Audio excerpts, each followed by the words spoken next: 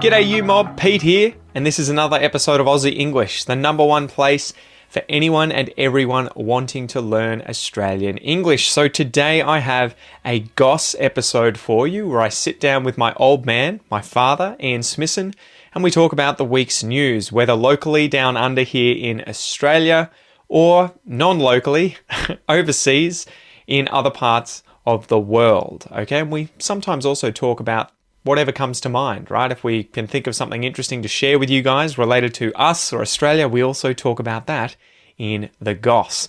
So these episodes are specifically designed to try and give you content about many different topics where we're obviously speaking in English and there are multiple people having a natural and spontaneous conversation in English. So it is particularly good to improve your listening skills. In order to complement that though, I really recommend that you join the podcast membership or the academy membership at aussieenglish.com.au, where you will get access to the full transcripts of these episodes, the PDFs, the downloads, and you can also use the online PDF reader to read and listen at the same time. Okay, so if you really want to improve your listening skills fast, get the transcript, listen and read at the same time, keep practicing, and that is the quickest way to level up your English. Anyway, I've been rabbiting on a bit. I've been talking a bit. Let's just get into this episode, guys. Smack the bird, and let's get into it.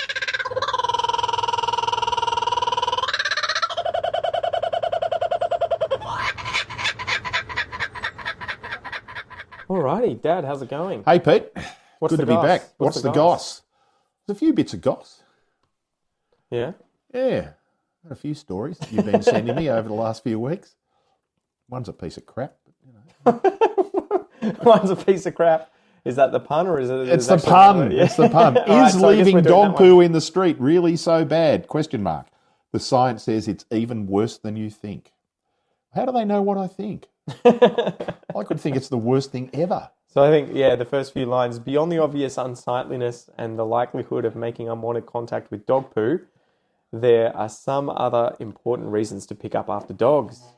Here's what you need to know and what the science says about common efforts to deter dogs from pooping on the yard. So what were the main efforts, Dad? The main efforts or the effects? So Salmonella, E. coli, Giardia and internal parasites are being spread by dog feces. Yeah, not your first choice. I wonder what kind of parasites. I assume worms? They'll be worms. Yeah. Hopefully just what we used to call grog worms. I don't know why it was grog, but grog worms is in the worms you get, the little ones that come out of your bum. Yeah. Yeah. Well, there are actually, domestic dogs are not going to be a problem, but there are actually some pretty bad ones that you get from farm working dogs because the parasites typically go through pigs and sheep. Oh, God. And, they're pretty ugly. But, do not want. Yeah. But so they're trying to cut back on this. It was interesting, though, that I feel like we're already doing pretty well, at least locally here, with the kinds of amenities that they have for dog walkers, right? You'll see, the little baggy station all over the shop. Anytime and you go to the beach or anything, and, there's always bins. They're always absolutely horrible to throw anything in because you lift up the top. You're like, whoa! This hasn't been cleared for a couple of weeks. This smells like shit. Particularly in summer. Yeah, that's it. Yeah, this smells like shit. Yes. Dog shit. Yeah, it's horrible. But so do you think people are getting better at cleaning up after their dogs, or do you think? It's certainly better than when I was a child. When I was a child, well, firstly, dogs just roamed. The idea of keeping your dog on your property was sort of unheard of. That dogs would, mostly dogs are trained and they're territorial, so they'll sit on their own property, but they just walk around the street. So if your dog's walking around the street, you've got no control over where it's doing its business. Yeah. And you're not going to be going around cleaning up after something if you don't think you're responsible. Yeah, I don't know if this is my dog poo, but I'm just going to go around the streets and clean up. But, I reckon 30 or 40 years ago, if you're walking around and people got a dog that, the best you would see is somebody who would try and sort of, kick it under a bush or something rather than picking it up. You lay a big banana leaf over the top of it. Exactly. But now, I would estimate, and this is completely unscientific, I reckon 95% of people are walking around with their little baggies and picking up their dog's droppings and So you think taking it's them become away. much more of a taboo then? Because I think today, I was sitting in my bedroom on the computer. I think one day with Mum would have been here, the kids were here, so she was probably helping out with them, and this huge dog just came past the window and just dropped a massive log on our front yard, and I was just like, and the person walking the dog was like a 7-year-old girl, and I was like, you gotta fucking be kidding me. I was just like, I'm going to have to go outside and totally abuse this poor child. No, no, the good thing was, after the dog had finished, because she just fucked off, and I was like... Of course she's going to. What's she going to do? She's run down the... Jumped on the dog and ridden it down the road. That's it. I was like, you bitch. Just bolted. No, but then the dad was walking behind her with the bag and came and cleaned it up, and I was like, thanks, mate. Goddamn right. Like, there's more poo than grass on my front yard now. What the hell, man? But it is funny. I feel like the older I've gotten, I've noticed that it's become a massive taboo, and that's, I'm sure all of us have walked a dog where you've forgotten a bag and you've, let the dog's had to shit suddenly in the middle of the road or whatever, and you're just like, don't look at me. The older I get, I'm like, quick, hurry up. Like, we got to get out of here. Someone's going to see. Somebody's going to be sitting in their bedroom looking out the window. That's it. He's shitting on the front yard again. Call the cops. But it's interesting. One other thing I've noticed is that you don't find white dog turds everywhere anymore because they've removed the calcium powder or whatever. And they're not, from the dog and dogs aren't eating bones as much. I think. So they used to always be these dried so up we get white that. turds We get rolling those. around. You can guarantee a week after our dog's had a bone that the turds in the backyard when we're cleaning them up, there'll be a little brown one, a hard white one. That's 50% bone. Pure bone. Some bone fragments. I know. It is pretty insane. I love that. You can just give dogs like Banjo a beautiful big. What would it be, like a femur or something? Femur. Yeah. Cow femur. And Dinosaur the first thing bone. he does, like it's fresh out of the Glad wrap, you've unwrapped it, it's clean, and the first thing he does is bury it, right? Yeah. Put it in the filth, and you're just like, mate, you just Pre-digested. don't let it touch anything. There's enough bacteria on it that it's pre-digested. It's gross. But so... Which is part of the reason why the dog poo is a problem, because dogs' digestive systems are ridiculously good. But there will be some of these parasites and bacteria and things that survive it, and then they're just sitting there, and people aren't out handling dog turds on the street. well, adults. Yes, but it's mostly it's just getting into the water. Gets into the water systems. Now, we're not drinking storm water, but the storm water goes into the local local lake or whatever, and how many kids are down there playing and mucking around? And that's it, right? Don't let your dog poo. Don't let your dog shit in the street. The thing that shits me at the moment, we've got there's an enemy cat. I don't know which one it is, but there's one of these bastard cats in the neighbourhood that keeps coming over to my front yard. And Noah and I made a little, not a flower bed, but a little garden. Oh, your with little some cactus garden and succulents and stuff. stuff. Some succulents in there. And I've left space for these things to grow and grow out horizontally over the top. And I put nice soil down with perlite, mixed it in nice and airy so it drained well and the plants didn't die. But there's a neighbour's cat that keeps coming and using digging it a as a hole tray. and laying a massive turd and not burying it. It just leaves it there exposed. It's one thing. I have to go and bury it because I'm like, I'm not picking this thing up. And I'm like, every few days I come outside and I'm like, he's shat in the garden again.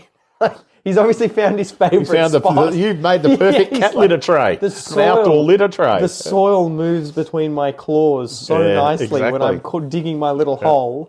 He's just like, Well, you spread cat litter over it. That was the problem. I know. But that's one of those other things that's probably become a taboo in the time that letting your dog poo in the street has. It's just letting pets roam. Right? Well, I don't know. Geelong City Council were talking about making it illegal to have cats outdoors. I'd welcome that. You mean not supervised? I imagine that if they're on a leash or something, someone's backyard with them. Just cats just running around outdoors. And there was no pushback against it. So I don't know why they didn't do it. Because they've done that in Canberra. They had all these suburbs that were no outdoor cat suburbs. Yeah. And it was for the sake of the wildlife. Yeah. Right. The native wildlife. Like, it's one thing, if you could just say cats, you can kill anything that's not native. Go to town. Go to town on the mice and the rats. Exactly. Unleash the fury. Eat those weeds. That's it. Yeah, that's it.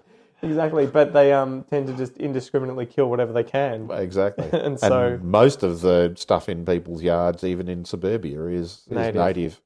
Yeah. Particularly little reptiles and birds. I always feel like just buying a large mammal trap and putting it in the backyard, and every time I get a cat, just taking it to the pound and being like, oh, someone lost their cat. You're entitled to do it. And then I think they have to pay a fee, right, every time it happens. It's your block of land. The thing that irritates me, because I've got one of these stories where I remember when we first moved to Curlewis, Kel and I moved in at Brompton Street down the road there, and we would go down the street and drive up to or walk up to the supermarket that was around the corner. And I remember driving up one day, it was either driving or walking, and someone's cat had been run over and not just hit by a car, but the car or cars had run over the center of the cat and it had gone everywhere. Yeah. There were intestines, all sorts of stuff all over the road. Gross. And I remember thinking, that's fucked up. Like that's someone's pet. That's not just a random animal. Yeah. So, they're probably going to see it. And then the next day, I think, or later that day, Kel was taking the kids, and they would have been, babies at the time, small children, up to the supermarket.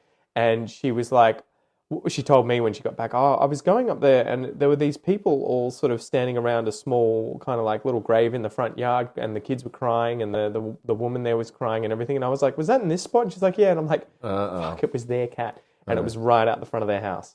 So the cat had left the house, walked across the road and just gotten squashed. And so that was one of those things where that's another reason that I just I can't imagine my kids coming home from daycare and finding peaches squished all over the road.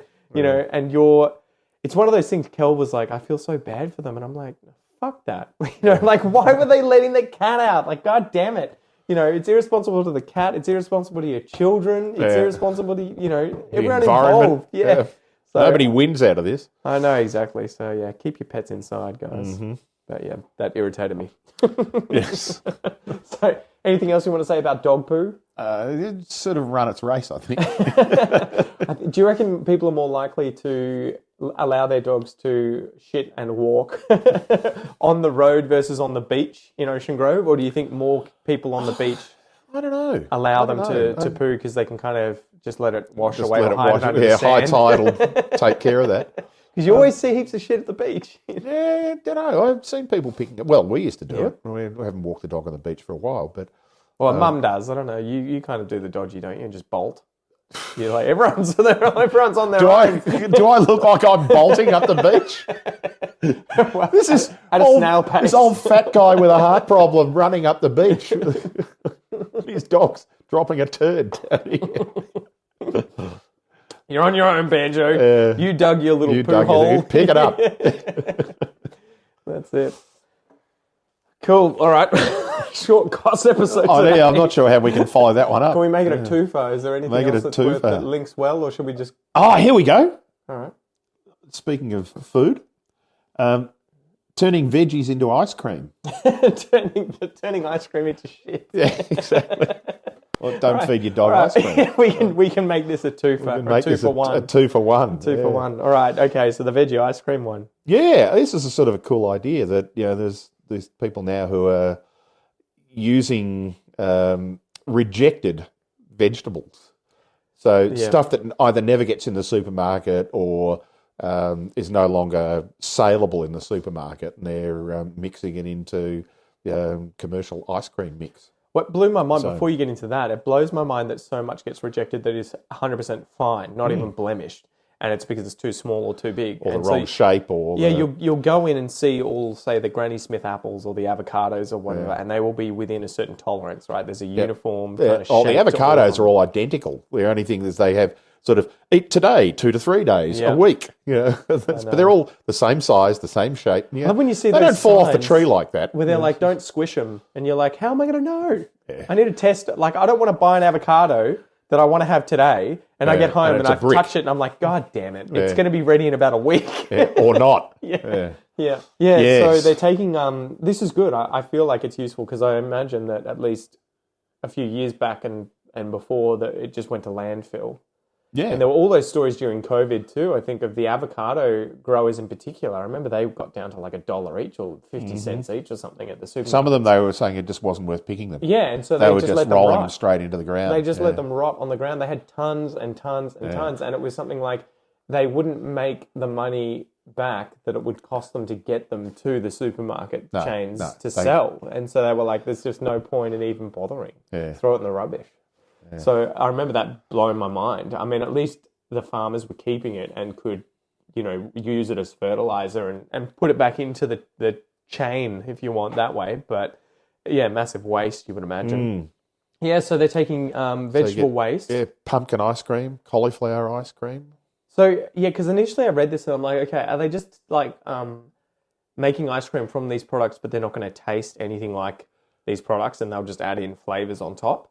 Or is it that the ice cream is actually flavored cauliflower flavor or pumpkin flavor and maybe sweetened or something? I think probably a bit of both. Yeah. Cauliflower doesn't have much of a flavour. I was going to say, out of the lot, I would probably pick cauliflower because it'll taste like nothing. Whereas, pumpkin ice cream would be okay. It'd be, would you have it savoury or sweet? Savoury. Yeah. But, you eat it like ice cream, but it's a savoury flavour. Yeah. My favourite flavoured ice cream that I used to buy when I was in Singapore a lot, because the street vendors were selling ice cream over there. Jesus, don't tell me it's that smelly fruit. No. What's that called again? No.